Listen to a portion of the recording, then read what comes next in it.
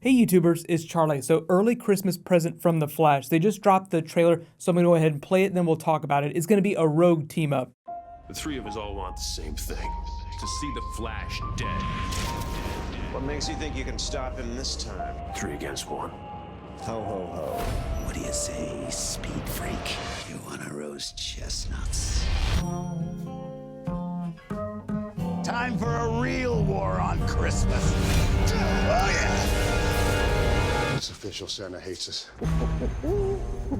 Seriously, how excited are you for a Mark Hamill Trickster episode, him coming back in a big way, along with Captain Cold and Weather Wizard? Of course, Captain Cold and Weather Wizard would be around for like a Christmas-themed holiday episode where it's supposed to be snowing. Mark Hamill's Santa Claus makes me think a little bit about Krampus, just a twisted evil version of the holiday.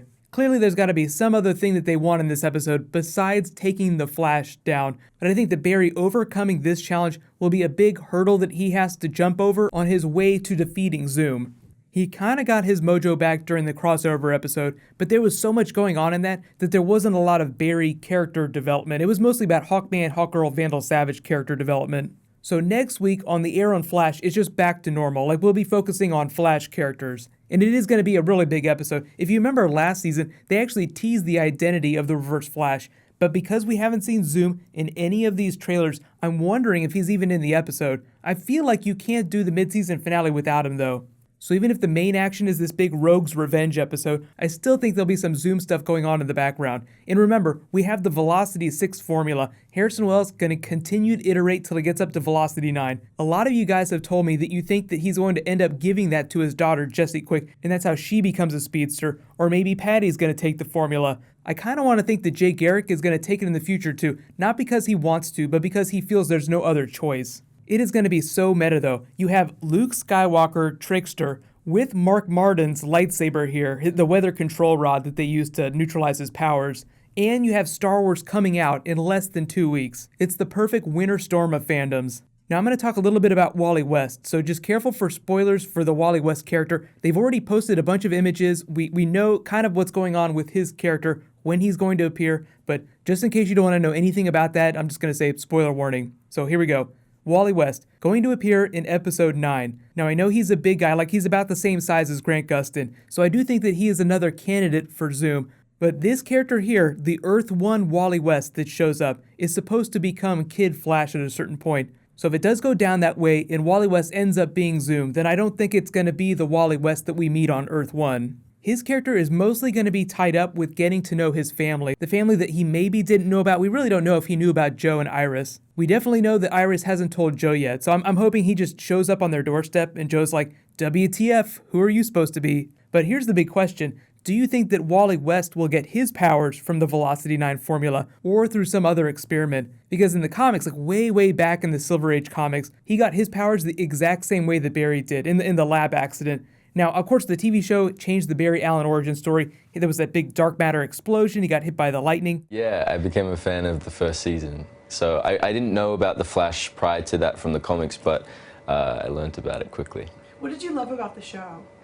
I was explaining this to my friend the other day. I was just like, it just made me feel excited for whatever reason. Every time I would watch the show, I just was like filled with a little more energy. And it's one of those shows, so it's a feel-good show. I think I had missed that in a TV show for a while, so it was cool. And to see that on top of some really good acting performances.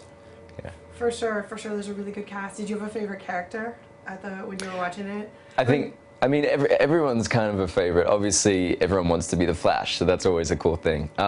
But everyone's characters vary so much, so that's why it's really cool and everyone's so layered and there's so many different things that they can explore. And I think that's why hopefully the show will run for a really long time, because there's so much that you can go deep into with people.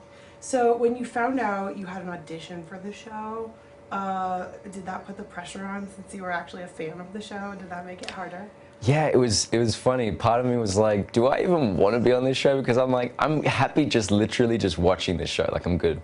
But I had auditioned for Legends of Tomorrow, which is the spin-off from Arrow and Flash that they're doing.